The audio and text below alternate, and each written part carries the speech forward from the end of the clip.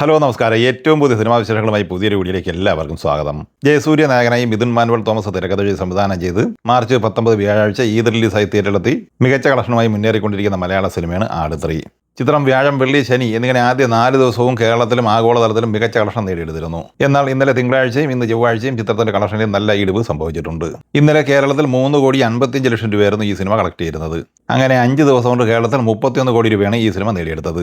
5-ാം ദിവസമായി ഇന്നലെ തിങ്കളാഴ്ച ദിവസത്തെ കൃത്യമായ വേൾഡ് വൈഡ് കളക്ഷൻ റിപ്പോർട്ടും പുറത്തു വന്നിട്ടുണ്ട്. ഇന്നലെ ഈ സിനിമ ലോകമെമ്പാടുമായി കളക്ട് ചെയ്തത് 6,40 ലക്ഷം രൂപയാണ്. അങ്ങനെ 5 ദിവസം കൊണ്ട് 88,95 ലക്ഷം രൂപയാണ് വേൾഡ് വൈഡ് കളക്ഷനായി ഈ സിനിമ നേടിയെടുത്തിട്ടുള്ളത്. ഇനി 6-ാം ദിവസമായി ഇന്ന് ചൊവ്വാഴ്ചയിലെ ഈ സിനിമയുടെ കേരള കളക്ഷനിലേക്ക് വന്നാൽ ഇന്ന് 3 കോടി റേഞ്ചിൽ പ്രതീക്ഷിക്കുന്നുണ്ട്. അങ്ങനെ 6 ദിവസം കൊണ്ട് കേരളത്തിൽ 34 കോടി രൂപയാണ് ഈ സിനിമ സ്വന്തമാക്കിയിട്ടുള്ളത്. ഇന്ന് ഈ സിനിമയുടെ വേൾഡ് വൈഡ് കളക്ഷൻ പ്രതീക്ഷിക്കുന്നത് 5,5-6 കോടി റേഞ്ചിൽ തന്നെയാണ്. അങ്ങനെ വേൾഡ് വൈഡ് കളക്ഷനായി 6 ദിവസം കൊണ്ട് 94-95 കോടി റേഞ്ചിലാണ് ഈ സിനിമ എത്തിച്ചേർന്നിട്ടുള്ളത്. നാളെ 7-ാം ദിവസമായ ബുധനാഴ്ചയോടെ ഈ സിനിമ ലോകമെമ്പാടുമായി 100 കോടി ക്ലബ്ബിൽ എത്തപ്പെടും എന്ന് തന്നെയാണ് പ്രതീക്ഷിക്കപ്പെടുന്നത്. ഈദ് റിലീസായി മാർച്ച് 19 തിയേറ്ററിലെത്തി ഓൾ ടൈം ബ്ലോക്ക് ബസ്റ്റർ കുതിപ്പ് നടത്തിക്കൊണ്ടിരിക്കുന്ന ബോളിവുഡ് സിനിമയാണ് ദുരന്തർ 2.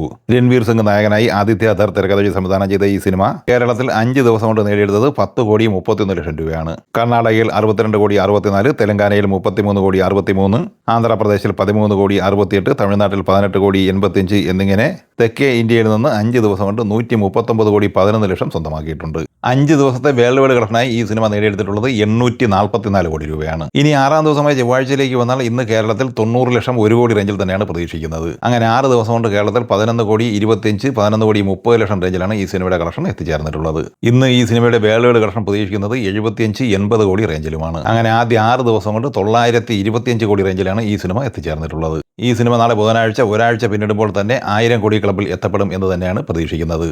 പവൻ കല്യാൺ നായകനായ ഉസ്താദ് ഭഗത് സിംഗ് എന്ന തെലുങ്ക് സിനിമയാണ് മാർച്ച് 19 തിയേറ്ററിലെത്തിയ 3ാമത്തെ സിനിമ. ഈ സിനിമയുടെ കളക്ഷൻ റിപ്പോർട്ട് പുറത്തു വരുമ്പോൾ തെലുങ്ക് സംസ്ഥാനങ്ങളിൽ നിന്ന് 67,33, കർണാടകയിൽ നിന്ന് 6,65, തമിഴ്നാട്ടിൽ നിന്ന് 89 ലക്ഷം, റെസ്റ്റ് ഓഫ് ഇന്ത്യയിൽ നിന്ന് 1,12 ലക്ഷം എന്നിങ്ങനെ ഇന്ത്യൻ കളക്ഷനായി 76,02 ലക്ഷം രൂപയാണ് കളക്ട് ചെയ്തിട്ടുള്ളത്. വിദേശത്ത് നിന്ന് $1.16 മില്യൺ, അതായത് 10,90 ലക്ഷം രൂപയാണ് നേടിയെടുത്തിട്ടുള്ളത്. ചിത്രം ഇന്നലെ തിങ്കളാഴ്ച വരെയുള്ള 5 ദിവസം കൊണ്ട് വേൾഡ് വൈഡ് കളക്ഷനായി നേടിയെടുത്തിരിക്കുന്നത് 86,92 ലക്ഷം രൂപയാണ്.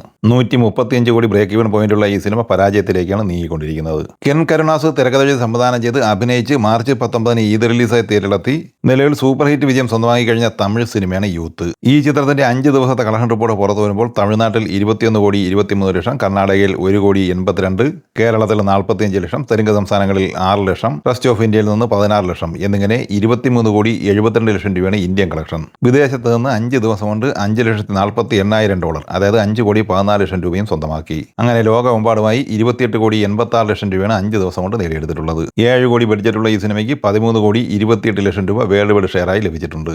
നവാഗതനായ ശിവകുമാർ മുരുകേശൻ തിരക്കഥ സംവിധാനം ചെയ്ത് ഫെബ്രുവരി 27 തിയേറ്ററിൽ ബ്ലോക്ക് ബസ്റ്റർ വിജയം നേടിയ തമിഴ് സിനിമയാണ് തായ്ക്കിഴവി. രാധിക, ശരത് കുമാർ, സിംഗംപുലി, അരുൾദോസ് എന്നിങ്ങനെ താരനിരയുള്ള ഈ സിനിമയുടെ വേൾഡ് വൈഡ് കളക്ഷനുമായി ബന്ധപ്പെട്ട് ഏറ്റവും പുതിയ പോസ്റ്റർ പുറത്തു വന്നിട്ടുണ്ട്. അതുപ്രകാരം ഈ സിനിമ ലോകമെമ്പാടുമായി 75 കോടി രൂപയാണ് കളക്ട് ചെയ്തിട്ടുള്ളത്. കേവലം 4.5 കോടി ബഡ്ജറ്റുള്ള ഈ സിനിമ നിലവിൽ ബ്ലോക്ക് ബസ്റ്റർ വിജയമാണ് സ്വന്തമാക്കിയിട്ടുള്ളത്.